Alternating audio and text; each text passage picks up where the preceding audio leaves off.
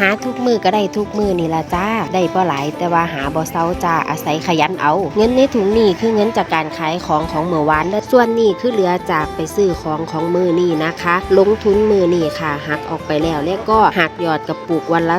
250หักให้ลูกไปโรงเรียนวันละ